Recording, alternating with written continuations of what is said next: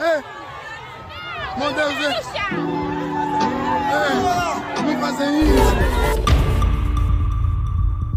William, eu vou passar-lhe a palavra, mas introduzindo um aspecto, embora podendo referir-se a isso que disse o Dr. Alberto,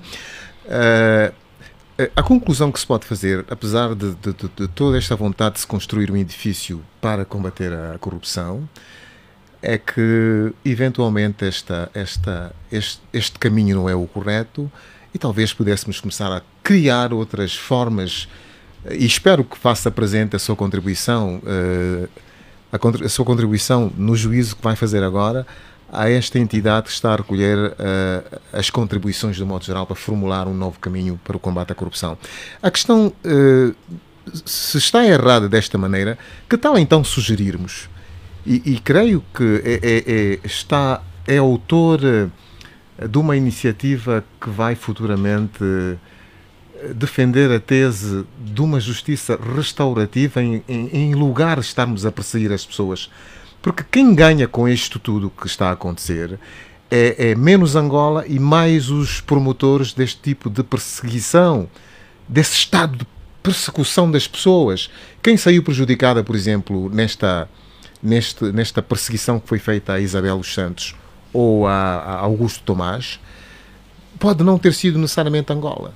Ou pode não ter sido necessariamente as pessoas visadas, o Augusto Tomás e neste caso da Isabel. Mas é o Estado angolano, é o país que perdeu, porque os dinheiros não voltaram a entrar.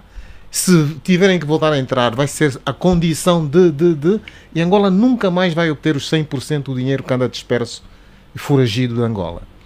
Eu gostava de ouvir a sua opinião sobre esta perspectiva, sobre esta tese sobre a qual falamos recentemente. Gostava sinceramente de ouvir que perspectiva é esta, de deixarmos de lado a perseguição às pessoas que estiveram agora no alvo e passarmos para uma outra estratégia de combate contra a corrupção. Talvez esta pudesse entrar nesta nova iniciativa que está a ser a nova estratégia de combate à corrupção proposta pela Procuradoria-Geral da República. Desculpa se fui muito longo, mas eu procurei explicar, saiamos desta estratégia e avancemos para uma outra, mais restaurativa, talvez como defende o Marcolino Moco. Exato. Primeiro, eu gostaria de fazer aqui um ponto de desculpa aqui aos colegas do painel. Viemos aqui com um propósito. Segundo, dizer que entre eu e o Dr. Vita não há qualquer tipo de animosidade, porque não nos conhecemos. Não. Eu nunca pretendi a irmã do Dr. Vita, nem ele. Nem sei se a tem, a irmã. De forma indevida. Mas pareciam apaixonados aqui, eu já estava. Portanto, mas o que as pessoas devem reter aqui é de facto aquilo que é bom em democracia, que é o salutar debate na contradição. Portanto, eu defendo posições, ele defende suas posições. E tem legitimidade, efetivamente, de, em tudo aquilo que se sentir ofendido, de poder agir em conformidade, e eu também de agir em conformidade, mas que nenhum corte o pensamento do outro. Bom, está entendido. É só para dizer Vamos que então entre nós é um debate que ocorreu aqui, mais acoloradamente, e cada um de nós pode tirar, portanto, as não suas há conclusões. tipo de animosidade, até porque eu gostei de ver que há um jovem que defende mesmo cegamente o seu partido, e é mesmo assim que deve ser, e coisa, e há outro que contraria. Então, cegamente e talvez assim, não. E assim não é? se faz o país, assim se constrói o país. Não, o país também, por isso é que temos oftalmologistas, não é? Não precisa do cego. Eu sou mesmo caixa de óculos. Mas respondendo à minha pergunta, agora, há outros caminhos pelos quais se pode seguir? O que é que nós queremos? O que é que nós queremos? E acho que é aqui consenso. Nós, como todos os países na construção, temos momentos menos bons. Nós não estamos a inventar a roda. O que nós podemos fazer é transformar o níquel, não é, de forma diferente para depois utilizar em jantes diferenciadas. E essa será a nossa contribuição no desenvolvimento. O que nós aqui estamos a ver é, em dado momento, o que é melhor para os angolanos. Ora, Se nós formos ver, temos aqui exímios cultores das línguas angolanas. Nas nossas línguas não há o conceito de corrupção. Está a falar É a introdução. Nas nossas línguas não há o conceito de corrupção. Se me encontrar uma língua angolana que tenha o significado de corrupção, eu ficar-me-ei muito satisfeito. Portanto, isso é um conceito ocidental. O combate à corrupção é um conceito. A corrupção não, é corrupção um conceito ocidental. Porque o Ocidente, veja, quem ensinou os membros do MPLA a praticar a corrupção foi o Ocidente. O MPLA não inventou. Porque vieram, então o ocidental veio, trago uma linha de crédito. E depois pergunta, senhor doutor Sapinhala, nós vamos dar 80 milhões. Será que o senhor não quer ter aí uns 20 milhões? Mas eu não posso, eu não quero, e até nem tenho essa condição. Não. É que nós pusemos 80, mas deduzimos logo os 20. E aí o angolano pergunta, mas e depois como é que eu justifico esse 20? Não, mas, doutor, você não vai pôr aqui nos seus bancos. Você tem que pôr aqui nos nossos bancos. Porque que estão escrutinados. Está a ver? É que ele, Abinítio, sabe quem é o corrupto, tem a sua geografia toda e a sua movimentação. É o Ocidente que monitora tudo. Porque, veja, desde 1950, os africanos foram incompetentes em criar um banco dos corruptos africanos. Claro, mas não podia haver corruptos africanos, banco, uma instituição. Não, estou-lhe a dar uma analogia. Está a ver? Para dizer que isto fica onde? Depois, quando é que o seu dinheiro, o dinheiro do Solombe, roubado em Angola, vai ficar alojado onde? No Ocidente. O Ocidente nega o dinheiro que vem de genocídio das populações das zonas mineiras, da morte dos mares, das zonas de exploração petrolífera. Não nega. Quando você quer reabilitar, o que é que o Ocidente diz? Não. Dinheiro de sangue, dinheiro negro, e quer dizer, justamente para ele não retornar à procedência, ou quando retorna uma míngua.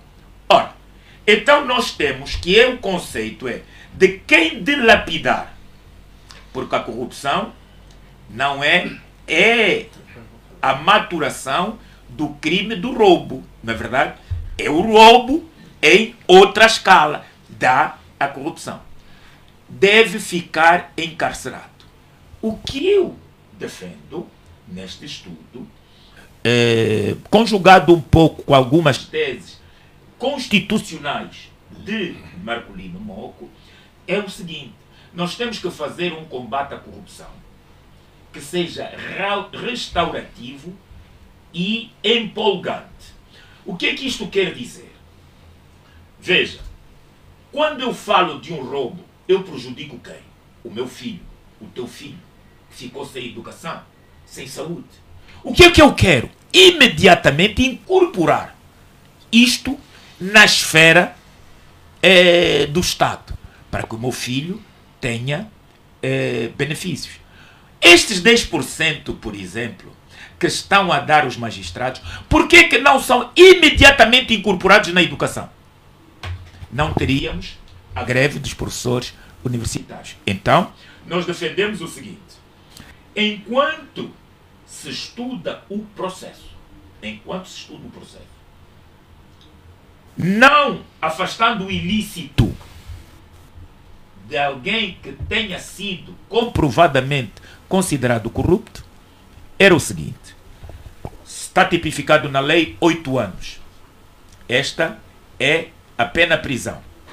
Então, durante 8 anos, se eu privilegiar o cárcere, o corrupto não me vai nunca devolver os 80 milhões que eu deduzo que ele defraudou.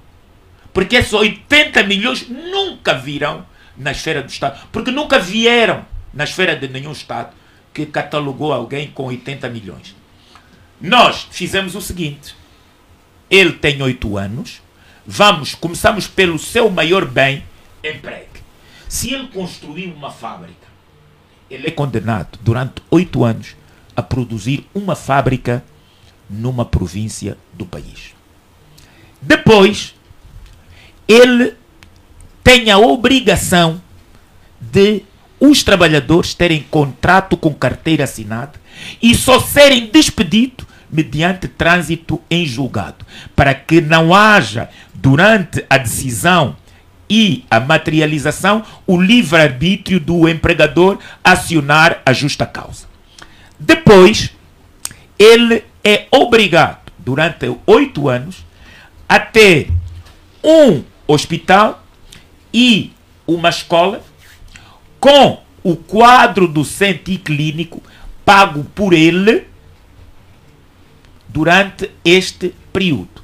Só depois passa a estes entes a público-privada. Escola público-privada, escola, centro médico público-privado.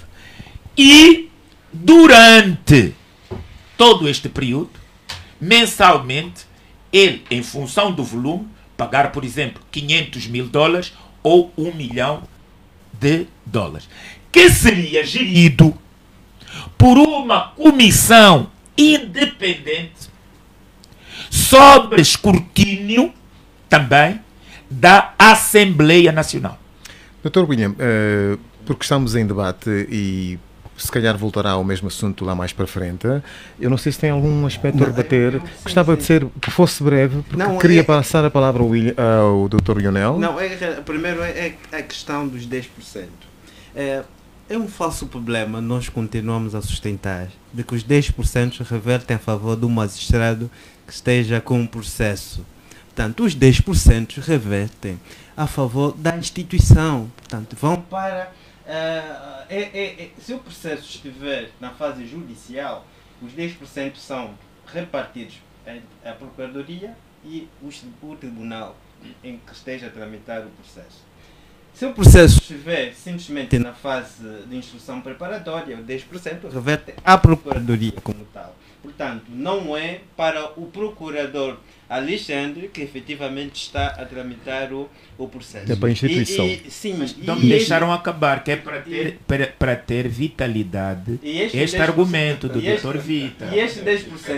Tá esta questão não, esta questão foi mais ou menos por todos. Era só para concluir. Portanto, eu estou a dizer, e estou de acordo aqui, que os 10% não são para o João. Mas são para a instituição. Mas são, de facto, para os Joãos. Não é? Porque é aquela equipa que julga, que apensa assim o processo, que está afeta a um órgão judicial que vai ficar. Ou a um órgão judiciário que vai ficar. E, desculpa agora, isso aqui galvaniza o combate à corrupção ou incentiva a corrupção? Não, eu penso que incentiva. Porque essa pergunta não pode parar, não pode escalar. Eu estando de acordo com algumas ideias, o meu problema é o seguinte: se eu disser que 10% de cada elemento recuperado vai imediatamente para a esfera educativa, eu estou a prever o desenvolvimento do país. Eu estou, portanto, vai imediatamente. Não, porque os magistrados são pagos pelo nosso dinheiro. E são parte do não processo. Para irem perseguir, terem prémios. Não. Quem quer ter prémio vai a outra atividade. O que é que resultaria esta nossa tese? Finalmente, nós teríamos estabilidade social. Por quê? Porque quem está numa instituição com carteira assinada, ele vai, se ganhar 80.000 kwanzas, ele vai poupar 20.000. Vai incorporar no banco. Os bancos vão ter capacidade financeira, que até vão ter medo. Ora, as pessoas vão poder fazer projetos. Os estudantes e os microempresários vão poder ter financiamentos mais facilmente, porque o banco terá este dinheiro.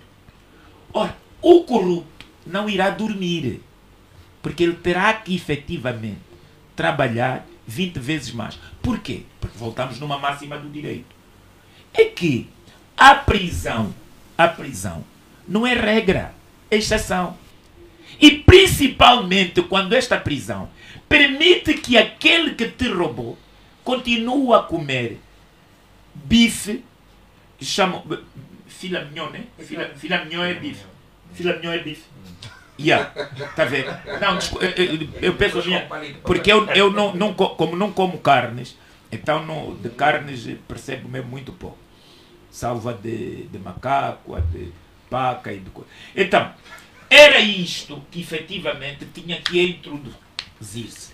E nós queríamos muito mais ganhos. Depois, era preciso a primeira forma. O que é que está mal? A Lei 22/12. Meus senhores, nós estamos a fazer novas leis. Temos que efetivamente expurgar aquilo que está mal. A Lei 22/12 é um assassínio a todo movimento que vá a favor do combate de algum ilícito, seja de corrupção ou não. Porque vejamos, o crime de peculato foi descontinuado, porque nós temos governantes que são ao mesmo tempo empresários e de forma ativa. Portanto, foi descontinuado. A Lei 22, o número 8, o número 3 do artigo número 8, é um escândalo ao direito, porque diz que o Procurador-Geral da República recebe ordens diretas do Presidente da República. Ora, é aí que diz o Lionel Gomes. Quer dizer, o que é que nós estamos a seguir? O que o chefe quer. Por que é que há 2.000 processos? É um número. Não é eficácia recuperativa. É um número incriminador. Aqueles que nós não gostamos, que estavam com Zé, não podem imperar no tempo do João. Não, Ser muito breve. Não, eu gostava mesmo não é um não diálogo. é um monólogo, Pois. é que é um conjunto de questões que foram trazidas. Por exemplo, Com brevidade. Pois, Para ser não, o Código consequente, Penal, no artigo 363, consagra o crime de peculato. E, pelo contrário, veio introduzir um outro conceito, que é o peculato de uso. Portanto, o facto de ser o gestor público dar destino diferente ao previsto e aprovado pelo Orçamento Geral do Estado às receitas já constitui na prática do crime de peculato de uso. Mas a questão, a minha questão, a tese do Dr. William é efetivamente de louvar no âmbito destas contribuições que se querem sobre o combate de corrupção. Mas me parece que há de chocar num aspecto, é que a via a ilicitude não é um meio de aquisição de bens, de direito de propriedade. Quando olhamos para os ordenamentos jurídicos, não vamos encontrar o ilícito como uma forma de aquisição de bens. Pelo que nestes moldes em que defende, ao aceitar que efetivamente o indivíduo que terá lucupletado de forma ilícita, por isso é que está o combate. A posse violenta pode ser legalizada. A posse violenta é diferente do conceito de corrupção. Não, falou ilicitude. Eu só estava aqui a salvaguardar a ilicitude. Mas não é crime. A posse violenta não é crime sequer, não é? Tanto. Não é uma forma de aquisição de bens. Pelo que, mesmo na entrega voluntária... A posse violenta não é crime como é crime. Mesmo na entrega voluntária de bens... Mas vamos passar por cima, senão fica aqui na discussão. O crime não morre. Eu não quero. Mesmo na entrega voluntária de bens, o processo crime... Nós às vezes, permita-me só, Alexandre, nós às vezes... Deixa-me só concluir, vou mesmo concluir. Eu acho que essas interferências às vezes Peço desculpas. dificulta O raciocínio. porque eu estou a deixar-vos falar. Sim. Quando eu tento falar, todos querem Não pode interferir. continuar. Vamos, go ahead, não há problema. Só intervém quando é comigo. Não. Faça justiça à sua própria consciência. E nesse sentido, a questão dos 10% não é privativa Angola. Toda a CPLP, a percentagem definida no âmbito do processo de recuperação de combate à corrupção é de 50%. Isso implica dizer que está correto. Portanto, Angola... Não, direito comparado. Angola não é uma ilha, é direito comparado. Portanto, nós integramos... Não é direito comparado. Responda-me, por favor, no seu raciocínio. Doutor Vitor, queria perceber uma coisa. Não é direito comparado. Doutor, queria só entender uma coisa. Queria entender uma coisa. Na sua perspectiva, por que acha que devem dar esses % para quem julga? Não é que é que ele deve receber? Não tem que se dar esses % para quem julga. Pois. Mas é o facto, no caso. Por que acha que deve se dar? Se nós olharmos para as comparticipações emolumentais, ao questionar a questão dos 10%, também teria que questionar. Não, doutor, não foja para trás. Eu queria saber porquê, do seu porquê. Já que defende, porquê? Por que acha que eu, magistrado, que julguei um processo que envolve 2 bilhões, tem que me dar 100 mil no final? Para o magistrado. Pronto, para a equipa, é aquilo que o doutor disse. Vai para a instituição. Está bem, porquê? Não nos esqueçamos. Porquê, doutor? O processo de combate à corrupção. Doutor, quero entender porquê. Doutor, deixa eu só dizer uma coisa, doutor Vitor. O que é que ocorre às vezes? Doutor, peço desculpa. O processo de combate à corrupção é complexo. Ouça só esse pormenor. Às vezes temos que ter um bocadinho de atenção, que determinadas práticas, mesmo legais, são ilícitas. Essa é a questão. Tá? Veja uma coisa. Nós vamos para uma instituição e encontramos 2 preços. Quero um bilhete, assim hipoteticamente, quero um bilhete normal, paga 1000. Quero urgente, paga 5000. É legal, mas é uma forma de corrupção. Está-me a dizer que para tratar o bilhete, o valor normal é 1000 kwanza. Mas se me deres 5000, eu te dou mais rápido. O que significa que você tem condições para dar rápido a todos. Portanto, isto, doutor, é só para lhe trazer. Isso é para trazer o raciocínio de que, muitas das vezes, o facto de estar na lei implica dizer que é viável. O facto de nós temos muitas coisas boas que estão aqui perto entre os nossos vizinhos, que poderíamos copiar. O facto de dizer que está na lei, não, doutor, que o ente... Ou porque não, pelo facto de estar na lei, o combate à corrupção é um processo complexo. Olha, eu sim, mas por que é que tem que se dar? Eu concordo que me digam assim, recuperamos 1 bilhão e 100 vai para a investigação científica. Doutor Vitor, tem cabimentação para isso? Tem cabimentação para isso? Tem cabimento. Mas tem que... Sabes que a Procuradoria é insuficiente. Então, tem de contratar e pagar advogados lá para tramitar determinados processos. Doutor Vitor, Tem procuradores que passaram a cabular. Lá fora não tem para litigar lá fora. Doutor Vitor, é preciso litigar no processo. Não, mas doutor Vitor, tem verbas próprias. Tem verbas. segurar os microfones. Então temos que manter a corrupção para sustentar isso. Não há corrupção. Então não há combate à corrupção. É processo de recuperação. Porque a gente está a potenciar a corrupção. Depender da recuperação da corrupção. Então temos que manter a corrupção porque ela é útil. Caros, Porque dela conseguimos dinheiro. Peço compreensão. O doutor Lionel. Acorda cedo, põe o pé na estrada, deixa o filho em casa com uma vontade de voltar para casa. Quando chega a praça,